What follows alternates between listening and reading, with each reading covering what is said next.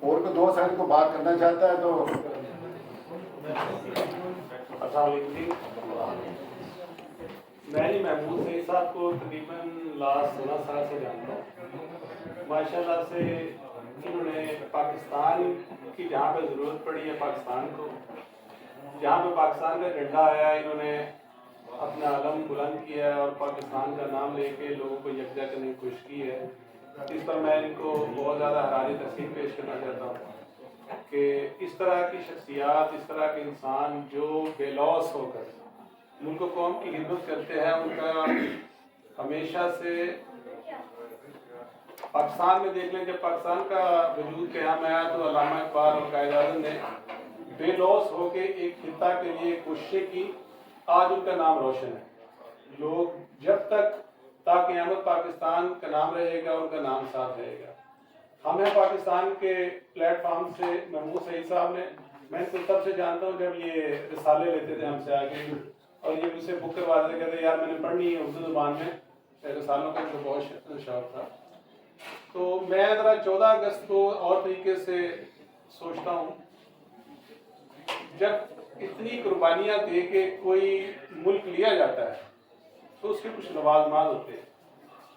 ہماری آنے والی نسلیں، ہماری موجودہ نسل اور جو ہمارے بزرگ ہیں، میں نے یہاں پہ جرمنی میں مجھے بھی 17-18 سال ہو گئے ہیں. فرقہ ازم میں مساجد بھی بٹی ہوئی ہیں اور ملکی لیول پہ بھی ہم فرقوں میں بٹے ہوئے ہیں. سچائی کا دامن، محترمہ نے ایک بات کی ہے کہ سچائی کا دامن وہ ہمیں نہیں چھوڑنا چاہیے. سچائی یہ کہتی ہے کہ ایک ملک خداداد پاکستان جو اتنی قربانیوں کے بعد دیا گیا، کیا ہم اس کا حق ادا کر رہے ہیں؟ میری نظر میں ہم اس کا حق ادا نہیں کر رہے. ہم آج بھی اپنے اپنے مفادات کی دوڑ میں لگے ہوئے ہیں. ملکی لیول پہ سوچ ہونی چاہیے. کیا ہم پاکستان جس طرح لیا گیا، ایک سوشل سٹیٹ بنانے کے لیے لیا گیا، ہم یہاں پہ کیوں آ کے اپنے بچوں کا فیوچر مستقبل جو ہے وہ سمجھتے ہیں کہ بڑا سیکیور ہے؟ اس لیے سمجھتے ہیں کہ اسٹیٹ اپنے آدمیوں کو اون کر رہی ہوتی ہے. میں اگر یہاں پہ زندہ نہیں رہتا، محمود صاحب یا کوئی بندہ بھی نہیں رہتا، تو ان کے بچوں کو اسٹیٹ اون کر جاتی ہے.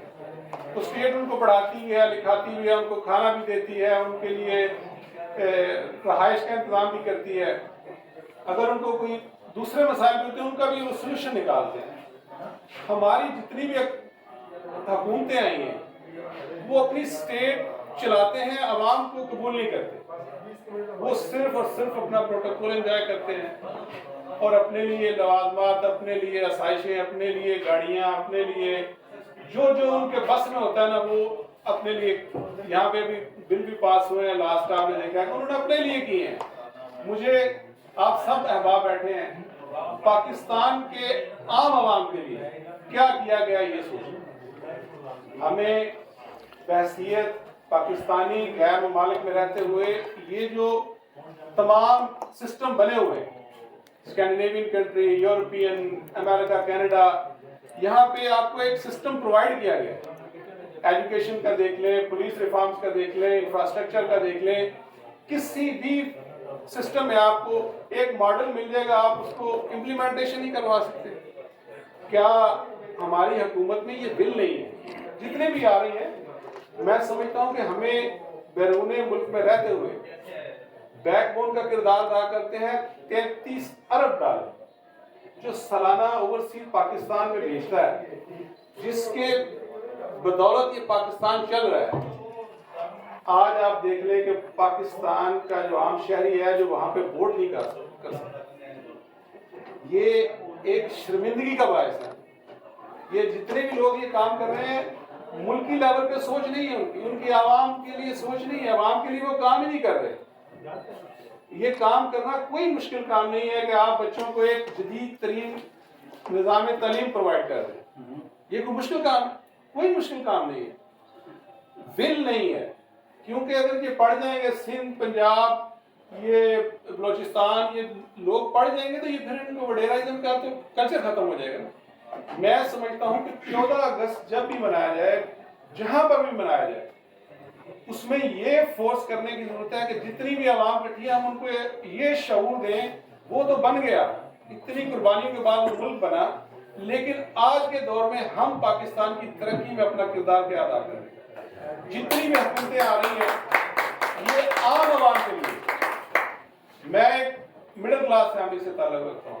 میں نے مڈل کلاس فیملی سے پڑھا، میرے والد صاحب بینک میں تھے، تو میں نے دیکھا ہماری فیملی پڑھی لکھی تھی تو بہت زیادہ اس میں چینجنگ آئی.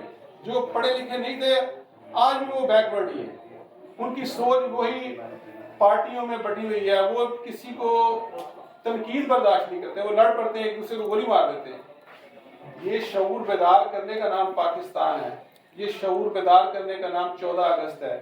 یہ جب ہم باتیں کرتے ہیں، سب تمام ہم ایمبیسیز میں بھی جاتے ہیں یا پولیٹیکل اویئرنیس کے پروگرام ہوتے ہیں، تو میں نے دیکھا ایک دوسرے کو لوگ برداشت نہیں کر رہے ہوتے، کیونکہ وہ ان کا براٹ اپ ایسے معاشرے میں وہ ہوتا ہے کہ ادھر آ کے وہ اسی لڑائی جگہوں میں پڑے رہتے ہیں. میں سمجھتا ہوں کہ ان سب چیزوں کو مد نظر رکھتے ہوئے جو بھی ہم یہاں پہ موجود ہیں، کسی بھی پارٹی سے تعلق ہے، کسی بھی مسلک سے تعلق ہے، آپ سب کا یہ فرض بنتا ہے کہ جو بھی حکومت آئے اس کے اوپر پریشر ڈالا جائے کہ آپ ہمیں 7-8 چیزیں بنیادی مہیا کریں. ہمیں کچھ نہیں چاہیے، ہم یہاں پہ بیٹھے ہوئے ہمیں کچھ چاہیے، ہمیں سب کچھ مل رہا ہے. ہمیں کھانا بھی مل رہا ہے، اچھا پانی بھی مل رہا ہے، ماحول بھی صاف مل رہا ہے، آزادی رائے کا حق بھی ہمیں ملا ہوا ہے. یہاں پہ ہم بیٹھ کے یہاں پاکستان کے لیے پروگرام کرتے ہیں. تو یہ ہم نے فورس کرنا ہے جتنی بھی حکومت کہ بھائی لوگوں کو بنیادی حقوق دو. اب حقوق کی جنگ ہے، پاکستان تو ہم نے حاصل کر لیا، اب حقوق کی جنگ ہے کہ ہم نے اپنا حقوق کیسے لینا ہے.